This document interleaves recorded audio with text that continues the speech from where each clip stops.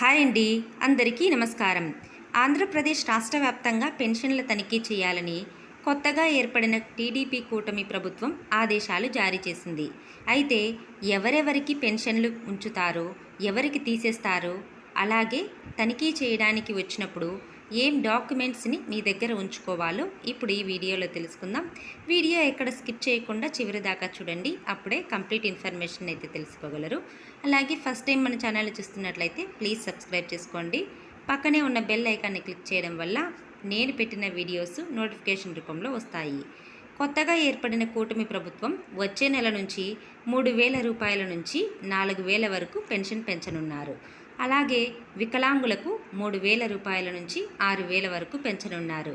అయితే జగన్ ప్రభుత్వం వచ్చిన తర్వాత పెన్షన్ తీసుకునే వారి సంఖ్య గణనీయంగా పెరిగిపోయింది. అయితే కొత్తగా ఏర్పడిన కూటమి ప్రభుత్వం వారికున్న అర్హతలను మరోసారి చెక్ చేయాలని అధికారులకు ఆదేశాలు జారీ చేసింది.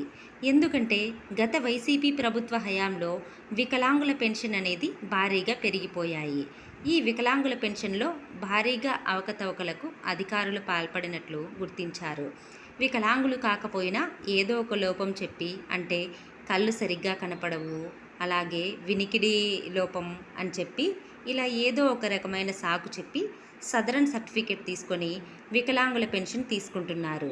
అలాగే ఒకే ఇంట్లో 2 రేషన్ కార్డులు పుట్టించి ఇద్దరూ పెన్షన్ వచ్చేటట్లు చేసుకున్నారు. వైద్యులు, సచివాలయ ఉద్యోగులు కూడా లంచం తీసుకొని నకిలీ సర్టిఫికేట్స్ పుట్టించారు. ఇలాంటి ఫేక్ పెన్షన్దారులను కనిపెట్టి టీడీపీ ప్రభుత్వం తనిఖీ చేయనున్నారు.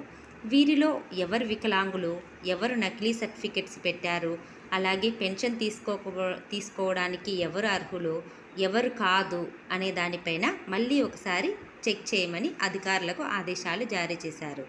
ఈ వెరిఫికేషన్ ప్రాసెస్ కంప్లీట్ చేసిన దాని తర్వాతనే పెన్షన్స్ అయితే ఇవ్వనున్నారు. కాబట్టి వెరిఫికేషన్ కోసం మీ ఇంటి దగ్గరకు అధికారులు ఎవరైనా వచ్చినప్పుడు మీరు ఒకవేళ వికలాంగులు అయితే సదరన్ సర్టిఫికేట్, ఆధార్ కార్డ్, అలాగే రేషన్ కార్డ్ సర్టిఫికెట్ మీ దగ్గర ఉంచుకొని చూపించండి.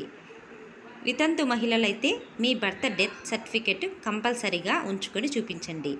ఇది ఫ్రెండ్స్ ఈరోజుటి వీడియో. త్వరలోనే దీనికి సంబంధించి తనిఖీలు జరిపి నిజమైన వికలాంగులు ఎవరు, దొంగ సర్టిఫికెట్లు పెట్టింది ఎవరు అని అధికారులు తనిఖీ చేస్తున్నారండి.